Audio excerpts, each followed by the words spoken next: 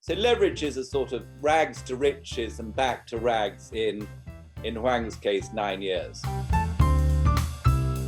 Welcome to another Breakout with Breaking Views, sponsored by PGIM. I've got Eddie Chancellor here to talk to me about Archegos Capital Management, lessons that investors can learn from Bill Hwang's big blow up. So Eddie, you wrote a pretty interesting piece that suggested that Bill Hwang had some predecessors, people who also speculated and concentrated their risks.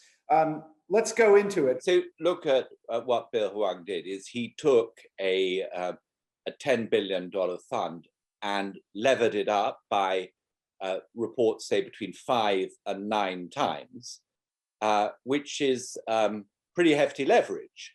But then he did something else. He ran a highly concentrated portfolio of very risky stocks. So he had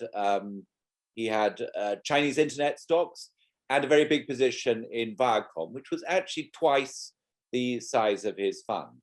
So you cannot, as we've discovered, but we knew beforehand, have a concentrated and highly levered portfolio.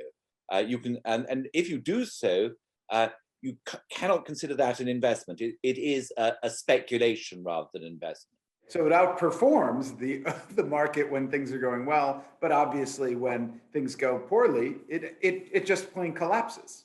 As I say in the piece, George Soros used a lot of leverage to break the Bank of England in 1992 and make a couple of $1 billion.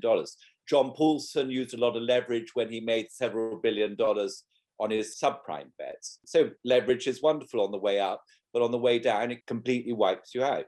And what's interesting, and the focus of the piece I wrote, is that the world's greatest investors have been in a similar position. The English economist Maynard Keynes was a great economist, but he also an avid speculator. In the late 1920s, he was speculating in commodities, in currencies, and held a concentrated portfolio of stocks like Bill Hwang on leverage, although he was leveraged 1-to-1, not 5 or 9-to-1 as Hwang was.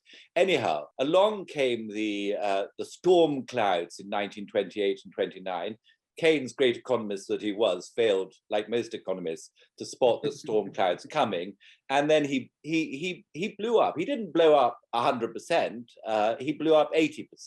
He got back. He clawed back some of that, didn't he? Yes, and so what's interesting is that Bill Graham, the father of value investing, was doing much the same thing. He wasn't speculating. He was holding equities on leverage in 1929, and he running a hedge fund, and he didn't do quite as badly as Keynes, but he was down 70%, which is sort of not what you expect a value investor to do when things turn badly. And what is interesting is that the adverse experience of Keynes and Graham seems to inspire both of them independently to establish the precepts of value investment. And value investment requires you to buy stocks that are cheap relative to their intrinsic value. And it requires you to hold those stocks through thick and thin. Now, you cannot hold stocks through thick and thin when you're on leverage. So Graham was famously Warren Buffett is famously the acolyte of Benjamin Graham, is he not? And he is. Yeah. So Buffett was taught by Graham at Columbia, and he learned the lessons of Graham, and he's cautious with leverage. I mean, you could say that Berkshire Hathaway itself is a sort of levered vehicle because he's using the money from the insurance business, but he doesn't.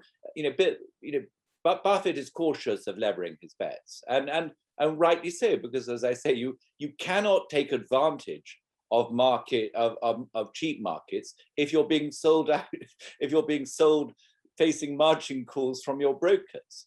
Right. Well, thanks, Eddie. Another dive into value investing. You seem to be quite keen on that these days. But I guess Bill Hwang also could have thought about this beforehand. He wouldn't be quite in the poorhouse today. Some people are lucky. And George Soros, I dare say, has been a lucky levered speculators. But the road is littered with less fortunate levered speculators. All right. Well, thanks, Eddie. And we'll be back with another breakout from Breaking Views soon. Pleasure.